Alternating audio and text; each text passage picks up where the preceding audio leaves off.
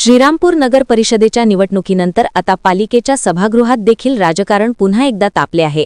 आज होणाऱ्या नगरपालिकेच्या सर्वसाधारण सभेत स्वीकृत नगरसेवकांची घोषणा होणार असल्याची विश्वसनीय सूत्रांनी दिलेल्या माहितीनुसार काँग्रेस आणि भाजप दोन्ही पक्षांनी आपली तगडी फिल्डिंग लावली आहे।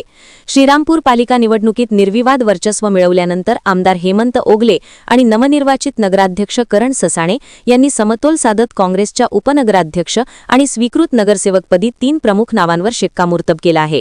यामध्ये उपनगराध्यक्षपदी माजी नगराध्यक्ष सौ कांचन सानप तर स्वीकृत नगरसेवकपदी माजी उपनगराध्यक्ष आणि अनुभवी नगरसेवक अंजुम शेख, वैद्यकीय क्षेत्रातील प्रसिद्ध डॉक्टर दिलीप शिरसाट आणि तरुणांचे नेतृत्व करणारे सामाजिक कार्यकर्ते गोपाल लिंगायत यांची वर्णी लावण्यात आली आहे।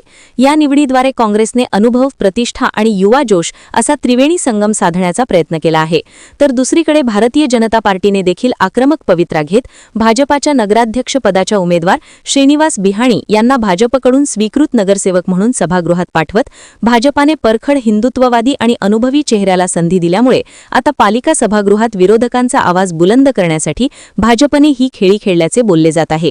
आता पालिकेच्या सभागृहात नगराध्यक्ष करण ससाणे यांच्या नेतृत्वाखालील काँग्रेसचे 23 नगरसेवक एका बाजूला तर दुसऱ्या बाजूला भाजपचे 12 आणि शिवसेनेचे 3 असे विरोधी बाकावरचे नगरसेवक आमनेसामने दिसणार असून आजच्या या सभेत अधिकृत घोषणा झाल्यानंतर श्रीरामपूरच्या राजकीय वर्तुळात फटाके फुटणार हे नक्की।